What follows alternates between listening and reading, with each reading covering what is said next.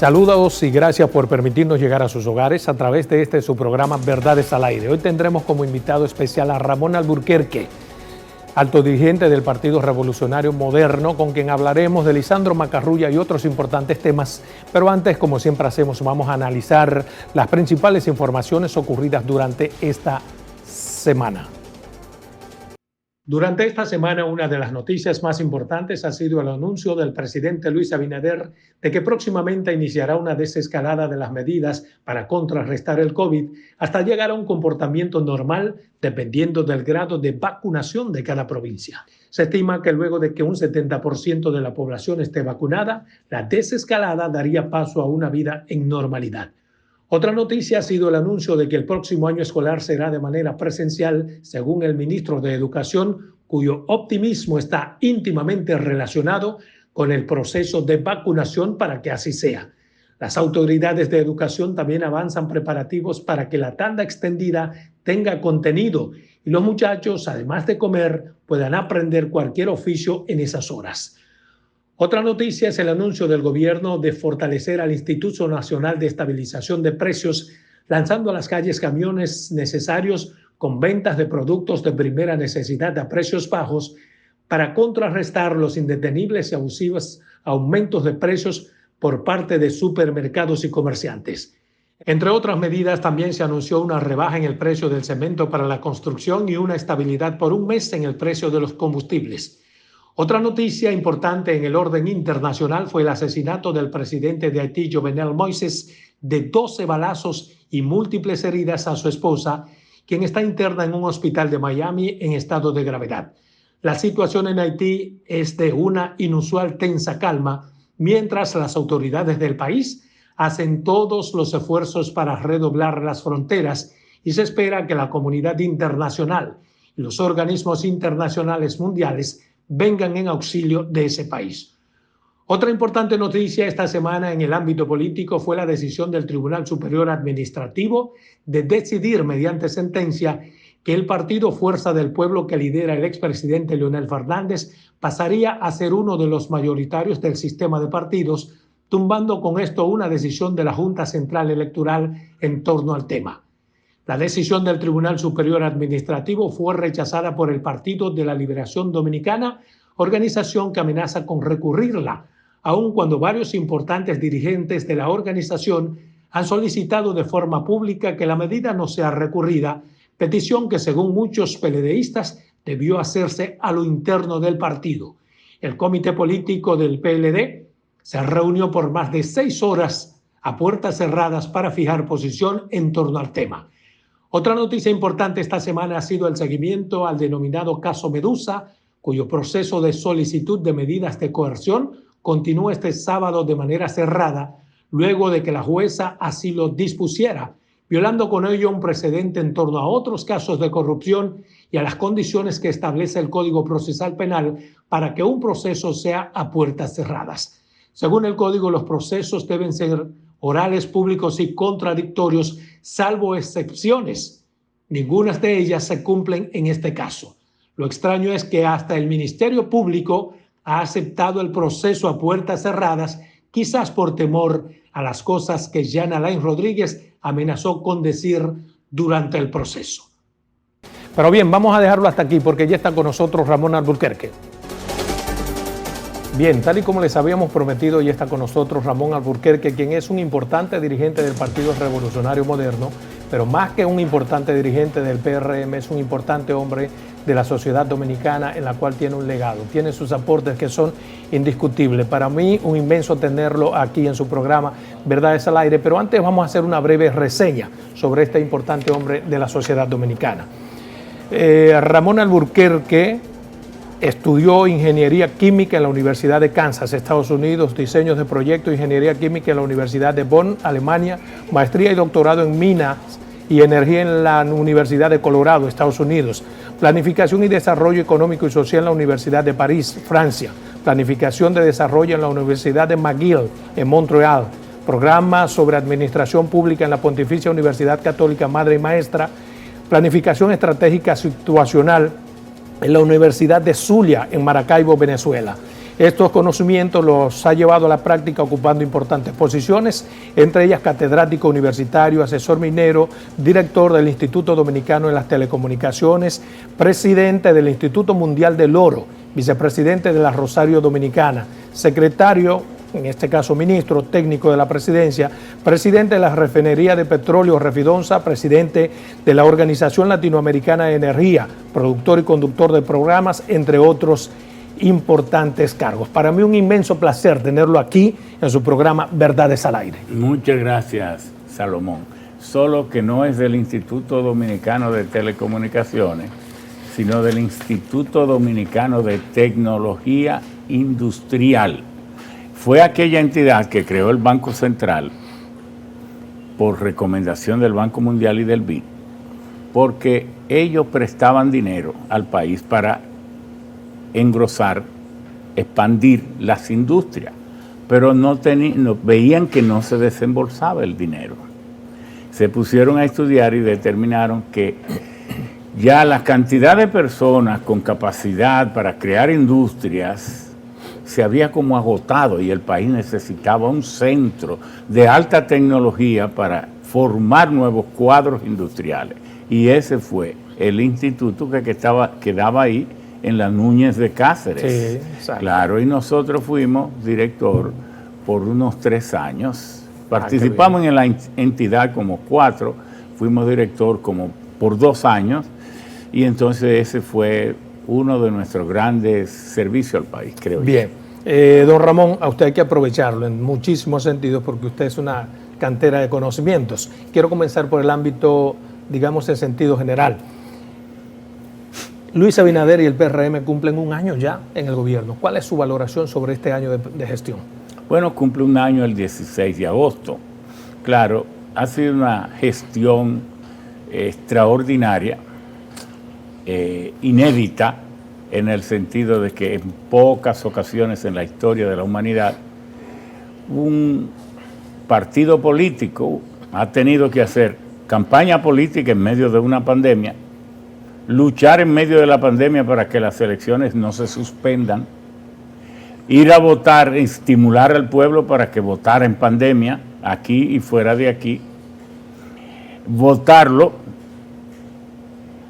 la transición en pandemia, la toma de posesión en pandemia y gobernar hasta ahora en pandemia. Ha sido obviamente un gobierno para salvar la salud de la población. Pero esto mismo se ha dado a nivel mundial. Lo importante no es tanto cómo se ha dado el gobierno, sino cómo está la población. Porque en circunstancias tan extraordinarias, posiblemente casi la mayor parte de los temas del programa de gobierno que fueron concebidos para la normalidad no se han podido aplicar. Entonces, ¿cómo ha manejado, cómo ha toreado esta situación? ¿Cómo ha manejado esta crisis? Esta crisis, claro. Entonces, en eso ha sido exitoso en términos de la pandemia, porque aunque tuvo un desliz casi echando China a un lado, China le salvó la población. Entonces se le dijo a China, usted no va a invertir en esto y en aquello porque esto es estratégico. Pero entonces la parte más estratégica de un pueblo, que es su salud y la vida, ha sido China, quien ha tenido la mayor preponderancia con 10 millones de vacunas. Eso es por el lado de la vacuna. Entonces también, perdóneme, de la economía que viene. No, y del lado porque unas cosas son las vacunas y otros es el proceso de vacunación en lo que han fracasado muchos gobiernos. No. Este pueblo parece muy inteligente, ha entendido claramente que ante una pandemia, que no hay mucho la vacuna es el medicamento de la pandemia. Y una de las simplicidades que tiene la pandemia es que a veces no hay ningún otro medicamento y precisamente la vacuna es el único. Entonces no aplicárselo es una tontería. La recuperación económica ha dependido de la vacuna, ha dependido del proceso, porque cerrando los negocios y las industrias, aplicando toque de queda, esas no son formas de manejar una economía. Sin embargo, hay que hacerlo por el tema de la pandemia, de manera que la variable independiente ha sido la pandemia, y luego allí se han aplicado las medidas que los gobiernos han podido, y particularmente este. Yo diría que hasta ahora ha sido exitoso, porque fuera de la pandemia, lo más importante que se ha podido hacer es la independización de la justicia para que empezara el ataque, la persecución, la revelación de cosas casi imposibles de creer, como son estos robos, estos saqueos a que sometieron las administraciones del PLD al país. Y entonces estos juicios, esta judicialización de la corrupción, creo yo que como son hechos históricos, que por primera vez se da en la historia nacional, aquí nunca se ha juzgado la corrupción. El robo y el saqueo desde el Estado, en complicidad con el sector privado, siempre ha sido algo libre, eso crece salvaje en el país, y por primera vez que se podría decir que es otro aspecto positivo para el gobierno, la lucha contra la delincuencia, la corrupción. ¿Cómo usted valora esa lucha? Lo estamos afirmando, que eso es uno de los elementos, tal vez el más sobresaliente, porque el pueblo dejó de hablar de su pobreza, de su desempleo, de la criminalidad de la calle, para colocar en primer lugar la corrupción y la lucha contra la impunidad. Por eso lo destaco como un elemento fundamental. En este año en que usted ha evaluado esta gestión del presidente Luis Abinader, ¿qué importancia o qué porcentaje para la connivencia, para que se logre lo que se ha logrado, ha tenido el Partido Revolucionario Moderno? Esa relación. Bueno, el Partido Revolucionario Moderno fue la entidad fundamental. Si a nosotros no se nos ocurre crear el PRM, que por cierto, me permiten la inmodestia, fuimos nosotros que hicimos una rueda de prensa y llamamos a los PRDistas a crear el PRM. En ese momento el único que nos apoyó fue Hugo Tolentino, porque ninguno de los compañeros que hoy son altos dirigentes del PRM me apoyó. Al contrario, me enfrentaron, y tú ahora en medio de esta lucha frente a Miguel Vargas y en esto, con estas 36 sentencias, sales con eso. Yo le dije, ¿y ustedes tienen otra solución? Como no la tienen, en un mes o algo así estarán llamándome, reconociendo que no hay otra salida que crear un nuevo partido. O sea que usted está conforme con su gobierno y con su partido. No, esa conclusión la hace usted. No, pero le pregunto, no es ni siquiera una conclusión, es una pregunta. ¿Está conforme? Entonces, hemos pensado que, porque usted hizo una pregunta anterior, no quiere volarla. Entonces usted había dicho que qué rol tenía el PRM en esta gestión y en este cambio político. Y nosotros creemos que es la fuerza fundamental, pero no la única. Aliados políticos de movimientos y organizaciones, los hemos tenido y los tenemos. También esa parte del pueblo que no milita en partido político, esa llamada sociedad civil. También ecologistas que se sentían que las administraciones pasadas habían regalado los recursos naturales, las minas, todo esto, también participaron de manera masiva.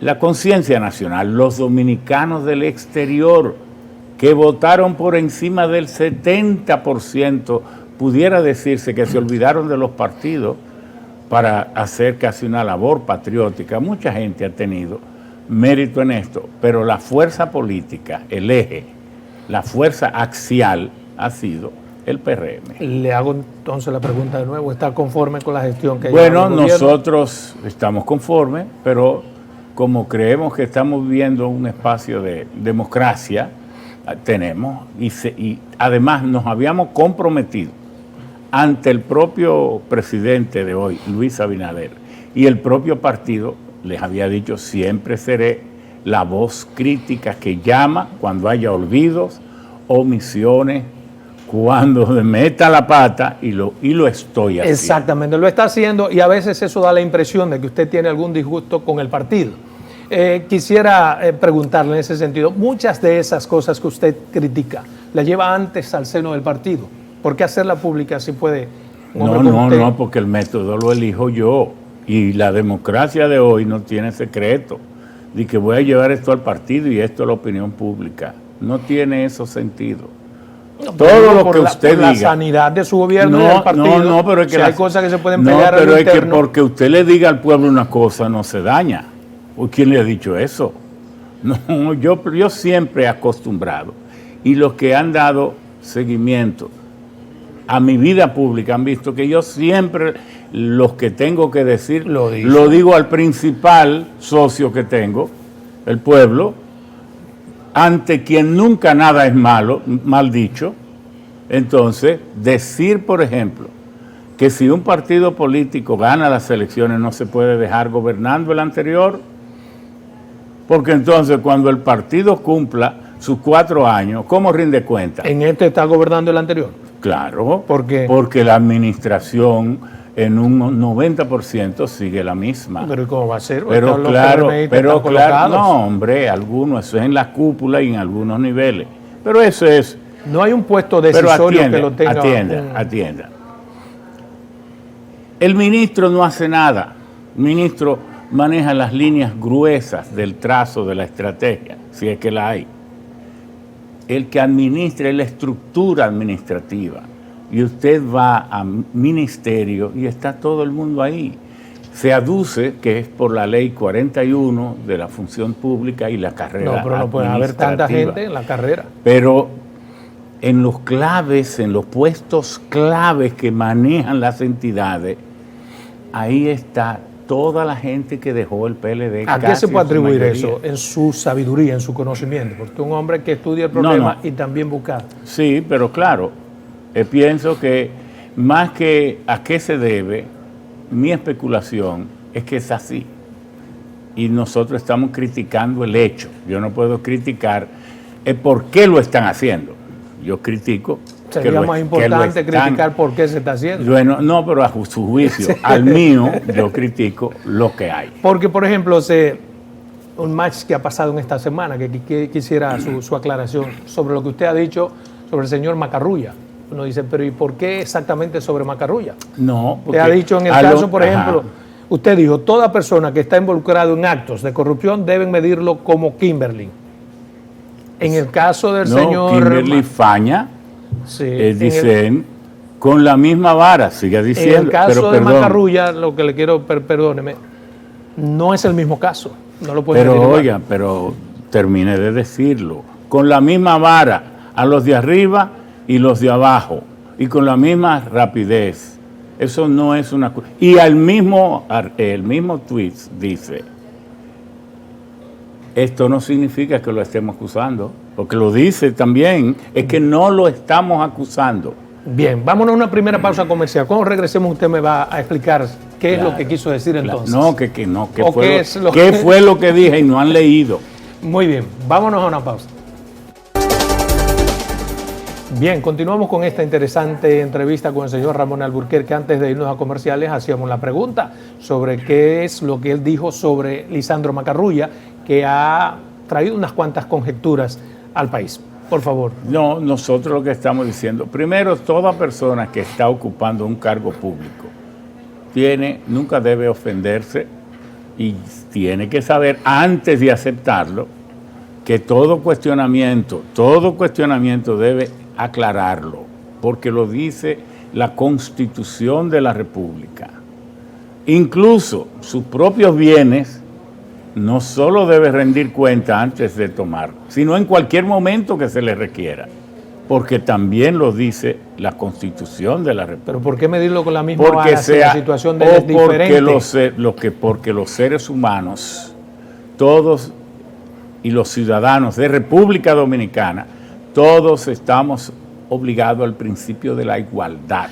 Igualdad en casos iguales, usted lo sabe. Kimberly, pero es que nada es igual. Entonces, si usted se quiere empecinar en que no sean iguales, usted tiene libertad. No, yo lo que quisiera... Pero oiga, ¿qué fue lo de Kimberly que todavía no se le ha hecho una acusación? Pero no está en el cargo, solo porque se dijo, una periodista dijo algo Entonces, inmediatamente debe tomar una licencia. Faña, que fue una cuestión emocional, que todavía eso se deshizo solo. Emocional. Solo se deshizo, oiga, solo se deshizo. Entre gente adulta ya de edad, entre viejos. Entonces, se deshizo solo. Lo de Dicen parece más grave, vamos a ver qué curso toma. Entonces, nosotros lo que hemos pedido, sin acusar, es que se mida todo por la misma vara. La respuesta que le dio doña Milagros, ¿está conforme con esa respuesta? Porque ella dice que...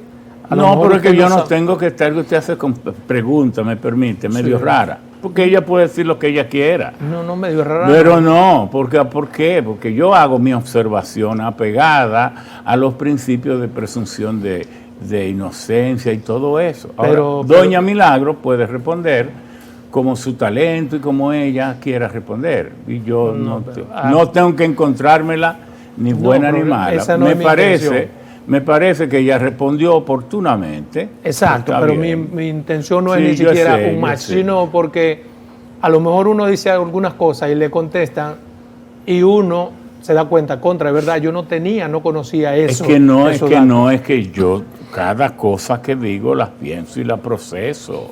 No, yo hice ese... ¿Usted sabía que Milagros se había reunido ya con él? Ese tweet, no, eso no lo sabía. Y eso es lo que pero no, pero ella debió haber informado en el momento que lo hizo, porque uno no está para actuar secretamente. Yo le respondí diciéndole, no lo sabía, pero además por los años que tenemos de conocernos, querida amiga, tú sabes que yo nunca he sido adivino.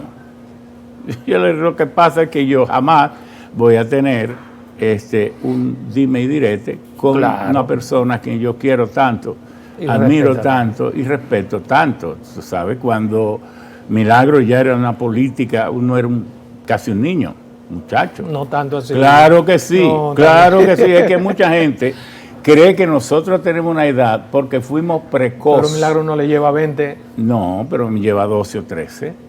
Claro, es que es así. Okay. Oiga, a nosotros nos ha pasado algo. Nosotros éramos ministros, por ejemplo, de Jorge Blanco, pero teníamos 28 años. Ministro de Economía, Planificación, que eso era el secretariado técnico. Porque entonces estaba allí conviviendo. Da la impresión que por todo lo que usted ha hecho... Claro, pero estaba actuando al mismo tiempo con Vicente Sánchez Baret, con los viejos robles del partido, pero actuando con el padre del actual presidente, que fui yo quien lo fui a buscar para que fuera ministro. Sí. Claro, porque nosotros fuimos el coordinador técnico nacional del doctor Salvador Roger Blanco, de su proyecto, a esa edad. Entonces veníamos de todas estas universidades, él nos llamó y nos dijo, mire, estaba en un grupo de amigos en la casa de Carlucho Bermúdez y dije que quería encontrar un profesional joven que supiera varios idiomas, a tono con el desarrollo tecnológico mundial. Y éramos como 16 o 17 y como 5 me dijeron que usted. Entonces, por eso le llamé, para conocerle y saber quién es usted. Entonces, nos pusimos a conversar. El señor Abinader era un sabio. No, Abinader no, Jorge Blanco. Jorge Blanco, estoy hablando del gobierno de Jorge Blanco. Okay. Entonces nosotros fuimos el coordinador técnico nacional de don Salvador Jorge Blanco. Entonces ahí es que nos nombra secretario técnico de la presidencia, que soy el ministro de Economía. Entonces mucha gente que me vio junto a todos estos personajes unen todo esto y asumen que es la misma edad. Mire, don Ramón, usted lleva muy constante el conocimiento sobre los asuntos eléctricos del país. Ha habido algunas cosas que han pasado. Sometimiento a funcionarios del pasado gobierno. ¿Cuál es su valoración sobre esos sometimientos? ¿De cuáles sometimientos? El sometimiento por supuesta sobrevaluación de más de 50.000 millones en las sedes. Ah, ok, sí, ya, pero no son más bien funcionarios, sino empresarios, más que otra cosa. Bueno, porque, yo digo, hay funcionarios y empresarios. Sí, pero básicamente el peso del dolo cometido, de los delitos cometidos, de los crímenes, recae básicamente sobre empresarios. El beneficio recae sobre empresarios. Como es el hermano del presidente y el hermano de la primera dama. Básicamente, esos son los dos personajes cabecillas. Esos son los beneficiados. Pero quienes cometieron las supuestas sobrevaluaciones y los supuestos actos de corrupción fueron funcionarios. Claro, funcionarios. Entonces, ¿cuál es su valoración sobre ese sometimiento a eso? Bueno, yo pienso que eso es lo que estábamos celebrando desde el principio del programa. Es decir, que se haya abierto esta caja de Pandora, que se haya abierto esta persecución al crimen organizado, que el pueblo, sin tener copias de contratos, sin tener datos concluyentes, sabía que esto estaba ocurriendo.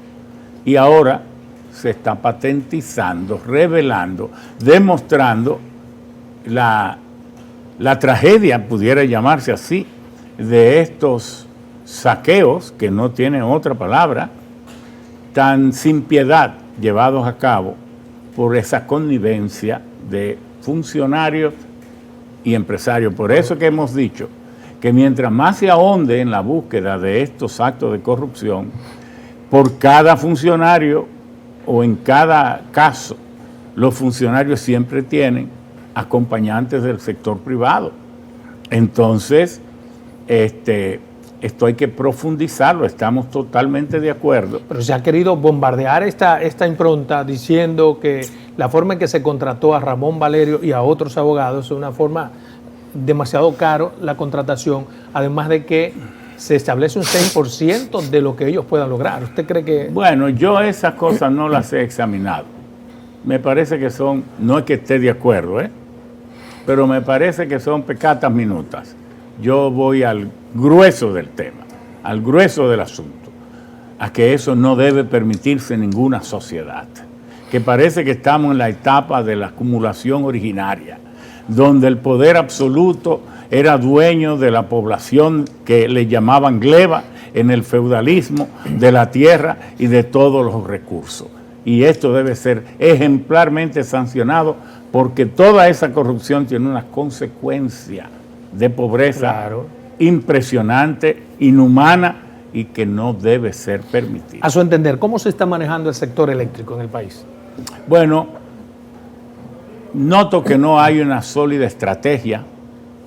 El país tiene una serie de compromisos y entonces aquí se habla de pacto eléctrico, que puede ser necesario cuando ese pacto eléctrico recoja los compromisos a nivel, a escala mundial que tiene el país.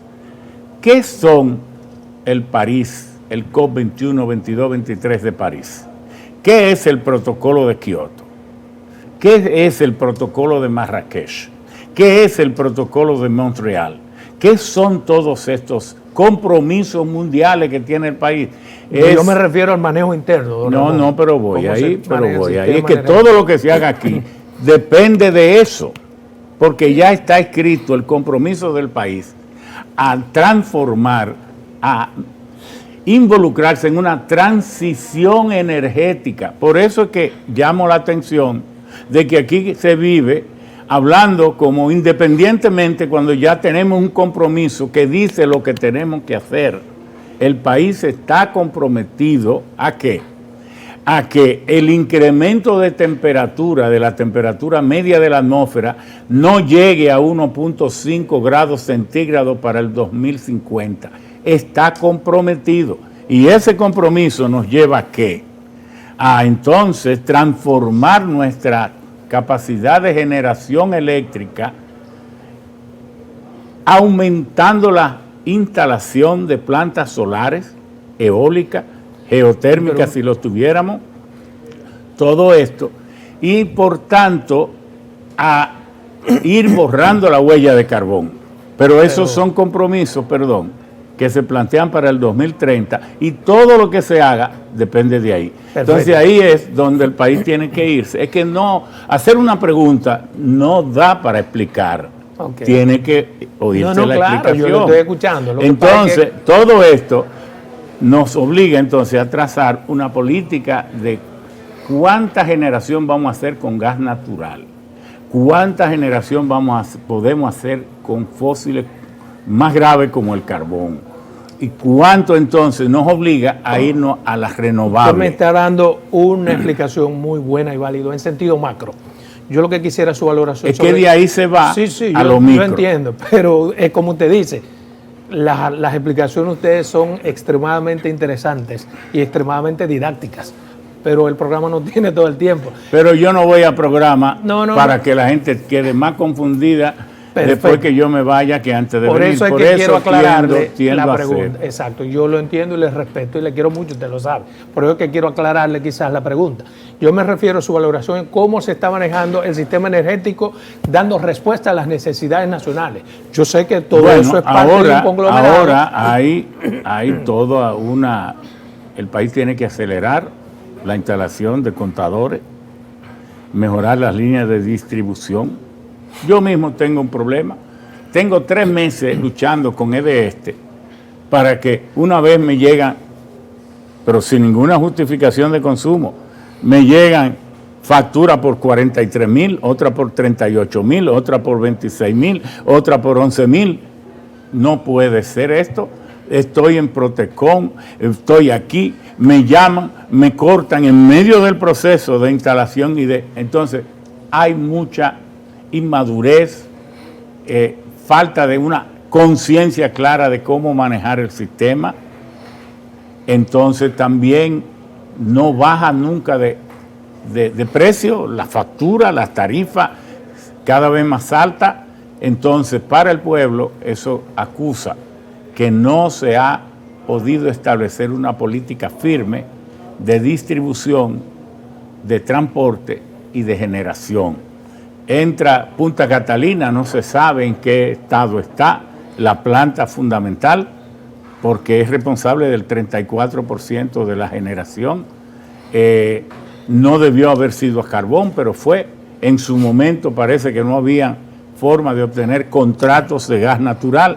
Sí, yo estoy consciente que eso era así, pero el caso es que cuando usted está en el poder tiene que resolver, no lamentar. Ya Punta Catalina, si tuvo vicios de que se castigue a todos los responsables, pero ya hay que resolverla y que genere. El gobierno ha tomado en ese sentido una decisión en términos económicos que ha apartado 8.700 millones de pesos para el subsidio eléctrico. ¿Usted cree que es correcta esa decisión? Yo no hubiera tomado esa decisión. ¿Por qué? Los subsidios eléctricos que se están dando, yo creo que es mejor invertir en resolver esto, porque el gobierno no va a poder caminar mucho trecho. Eso es como, no puedo resolver, pongo un subsidio para que me dejen tranquilo. Eso no es lo más sabio. No, hay que enfrentar. El país no tiene una economía para subsidiar ni la electricidad ni los combustibles. Eso es horrorosamente indebido. No lo haría. Aunque yo ante el pueblo le explicaría a fondo, porque eso no es culpa de este gobierno. Y de lo que usted no es culpable, siempre puede tener una buena y creíble explicación. No me iría por esa pendiente tan deslizante y tan peligrosa de subsidiar en un momento de una baja tan estrepitosa de los ingresos. ¿Y no hay una comisión eléctrica en el partido que le recomienda? Bueno, pero que ya se está gobernando el partido, queda a un lado, eso no es... Estamos hablando de medidas de Estado y de ya tomadas. Bien, hay algo de lo que yo quisiera hablar con usted y es sobre la situación económica a raíz de lo que ha pasado en Haití, que es un analista también en asuntos internacionales. Pero antes vámonos a la segunda pausa comercial, regresamos en 2 minutos nada más. Bien, continuamos con Ramón Alburquerque en esta interesante entrevista. Siempre el hombre da informaciones que son trascendentales.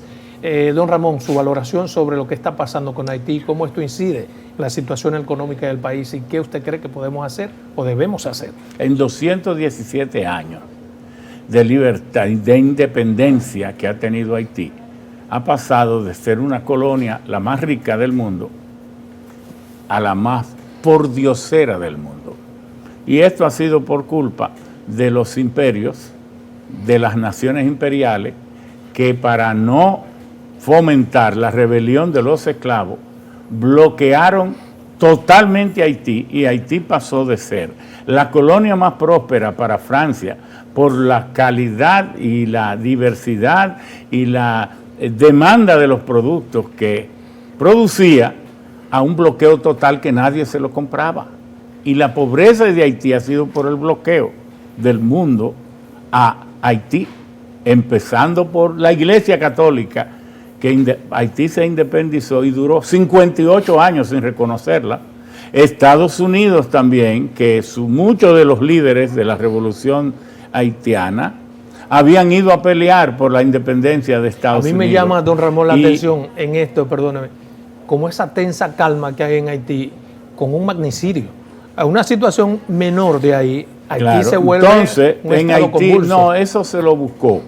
Que Dios me perdone, como dice la gente, y sobre todo Jovenel Moïse. ¿Se lo buscó? Él se lo buscó. ¿Y por qué? Porque él, en una situación tan tensa, donde matan a todo el mundo, que él sabe que no hay ejército, que es una policía débil.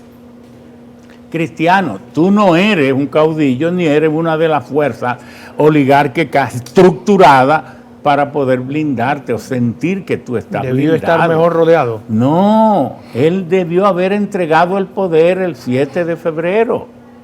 Entonces se puso a forcejear contra todo el mundo. Fíjese que él perdió todo apoyo interno y solo lo sostenía el que Estados Unidos, el Departamento de Estado, decía que había que organizar las nuevas elecciones. No, él estaba en el aire. No quiero, después de muerto, hacerlo sentir mal ni a él, ni sus familiares, ni sus colaboradores. Pero la ambición política no debe llevar a nadie a querer excederse en el poder, más allá de la prudencia mínima que hay que tener en un país que es una hoguera, un cráter de volcán ardiente, y entonces usted ponerse a querer mantenerse en el poder sin apoyo. Fíjese que no había Congreso. Haití ahora está en la cefalia total, absoluta. No tiene Congreso, no tiene presidente de la Corte Suprema, no tiene un primer ministro estructuradamente bien designado. Claude Joseph y el nuevo Henry, ninguno de los dos tiene, porque él antes de morir nombra uno, destituye al otro y ahora el que está gobernando es el otro. Haití, oiga, aunque se diga que no es un estado fallido, es un país que no podemos quitar de donde está. Es fallido, no, son nuestros vecinos, sí, claro. Son seres humanos, ni se van a ir al mar, ni se van a ir al aire, tenemos una frontera. Tenemos que cuidar esa frontera contra ellos para preservarnos nosotros. Y para preservarlo a ellos, pero en su territorio. Y preservarlo a ellos en su propio territorio. Por eso le quería preguntar, la forma en que ha actuado el gobierno dominicano respecto a esta situación, ¿le parece correcta? Sobre todo cuando hay gente pidiendo que República Dominicana le pida a los organismos internacionales lo que los organismos saben que tienen que hacer. No. ¿Por qué pedirlo? Pero República Dominicana tiene un deber. Primero, cuidarse.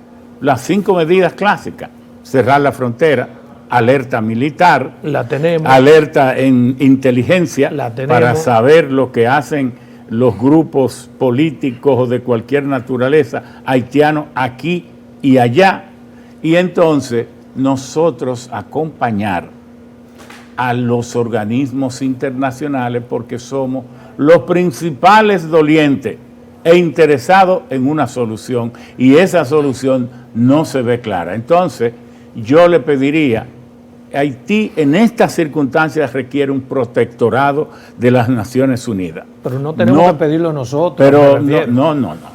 Pero sí, nosotros no tenemos que decir, hagan esto, pero sí decirle a las Naciones Unidas, ir a las Naciones Unidas, ir a la OEA a decir, nosotros somos los amenazados con cualquier explosión de violencia en Haití. Claro que el pobre pueblo haitiano será el actor y el que lo va a sufrir primero, pero luego somos nosotros. Y como ya hemos hecho tanto y no podemos hacer más de lo que estamos haciendo, es a los países ricos que lo usaron y lo depredaron, a lo que corresponde ahora ir en su auxilio. Bien. Eso hay que plantearlo. Exacto. Y tenemos que plantearlo fundamentalmente nosotros y de nosotros el presidente. Vuelvo a territorio dominicano, pero en términos económicos. El gobierno ha tenido que tomar algunas medidas para contrarrestar esos indetenibles alzas de precios. ¿Le parecen justas, correctas las medidas? Mira, en Puerto Rico, aquí hay proconsumidor. Aquí no hay, como es una economía de libre mercado, que ha malinterpretado el libre mercado, lo ha malinterpretado porque se cree que el Estado no tiene el derecho de intervenir en la economía, y eso es falso, porque las naciones exitosas del mundo es porque sus gobiernos intervienen en la economía. Interviene Francia, que en una gran parte de las industrias... De una forma no directa, pero no directa, no, directa. Francia produce el 75% de su energía eléctrica de plantas nucleares y son del gobierno. ¿Y qué intervención más de ahí usted quiere? No, yo me refiero a la producción económica. No, pero eso es producción económica. Bien, pero China tiene el 70% de sus empresas del gobierno, pero Suiza también. Aquí quiere que todo sea a la libre. Ahora bien, Puerto Rico tiene ahí mismo el DACO, que es el Departamento de Asuntos del Consumidor. Y ellos tienen, usted va a DACO, es interesante ver esos cubículos de economistas haciendo análisis de costo-beneficio. Y a cada producto, cada semana, ellos le tienen un precio sugerido. Eso tiene una fuerza tremenda. No es un control de precio, pero aún a los combustibles, uno por uno, y ellos se meten en la misma estructura de costo-precio de las propias marcas de gasolina y le dicen la gasolina tal, la marca tal y la marca tal deben venderse conforme a nuestros cálculos a tanto, todos los días. Entonces el consumidor, pero también el productor, las industrias, tienen un precio de referencia y eso sirve como disuasivo para que el... Pero aquí tenemos esa entonces estructura. No la tenemos aquí. Proconsumidor no hace eso, lo hace muy superficial. Industria y comercio tiene una estructura en la que mide todas esas cosas. Que no la mide, tampoco. Ni lo hace, no lo hace, pero allá sí, porque eso está publicado. Usted entra cuando termine este programa, usted sugiere que lo haga a la internet, usted entra y aquí no existe. Entonces, lo que se dice, no podemos hacer nada porque aquí existe libre comercio. Nosotros hemos dicho, no, aquí hay que, antes de que el pueblo piense que es culpa del gobierno, cuando son factores del shock externo, el gobierno debe explicarlo. Y el gobierno debería, es muy fácil que Proconsumidor se prepare para hacer ese tipo de trabajo que tan buen resultado ha dado en otras naciones. Ha dado. ¿Por qué? Porque hay también otras medidas que puede hacer. ¿Cuáles? Por ejemplo, eso que se ha sugerido, no lo hemos sugerido nosotros. Lo ha sugerido, por ejemplo, los propios comerciantes, de que el gobierno, al cobrar los aranceles, como ha habido una explosión de costos en lo que vale el transporte de un contenedor de los lugares principales de donde República Dominicana importa, y es mucho del costo del contenedor ha saltado de 2.500, de 1.800 a 12.000 a 12.000 y 13.000, que entonces aduana, como la programación presupuestaria que había era en base a 2.500, entonces que aduana facture, cobre el arancel en base a 2.500 y no de 13.000, porque muchas de las celebraciones que está haciendo, que son buenas noticias para el gobierno, pero terrible para la economía popular, de que estamos recaudando como nunca. Cualquiera cree que es que se está recuperando la economía, y es por un factor de shock externo de que se han disparado el costo de un contenedor. ¿Y qué pasa? Que el arancel se aplica de esta manera.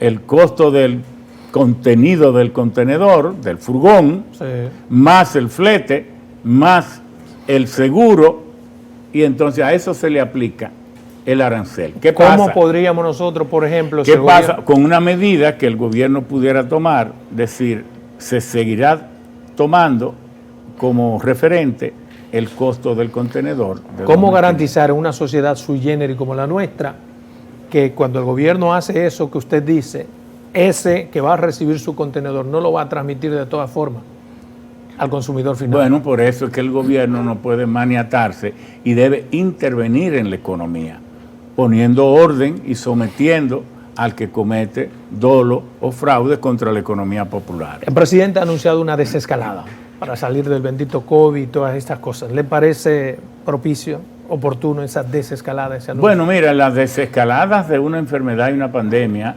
no son temas para estar opinando libremente, son temas para especialistas, porque cada una de esas medidas tienen que tomarse en base a cómo evolucionan las estadísticas de la pandemia en cada provincia, para dar seguimiento la provincia donde la pandemia ha bajado a tales niveles y entonces donde se haya avanzado tanto en la vacunación, bueno, entonces en esos espacios se desescala y eso lo veo correcto. Pero ese es un tema que nosotros, yo personalmente, siempre le doy seguimiento a los conocimientos mejor organizados. Por eso le hice la pregunta, porque sé que usted no opina sin conocimiento y siempre da conocimiento a las cosas no puntuales. Pienso que eso no es para que yo diga lo que a mí me gusta. En materia de moda, yo tengo demasiado espacio para yo aplicar lo que me gusta. Pero en materia de medicina, pandemia, cuestiones tan delicadas. En materia política también usted puede decir lo que quiere. Este fallo del Tribunal Superior Administrativo que ha hecho que la Fuerza del Pueblo y el PRD estén entre los partidos mayoritarios. ¿Qué le parece? No, a mí y la decisión tomada ayer por la Junta Central Electoral, es bueno aceptar cuando uno pensaba... Yo lo tomo al revés. Ok.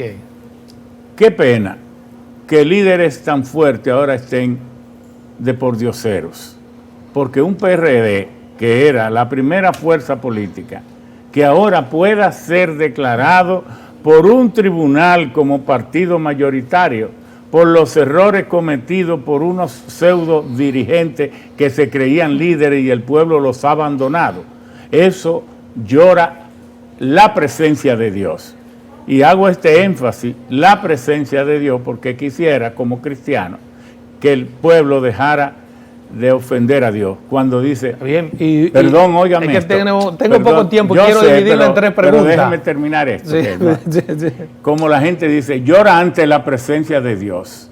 Eso es insultar a Dios. Sí, exactamente. Es llora la presencia de Dios. Entonces, como Leonel Fernández viene ahora a sentirse alegre porque un tribunal le dé la condición de mayoritario cuando era un líder de primer orden. Pero era un líder de primer orden en otro partido.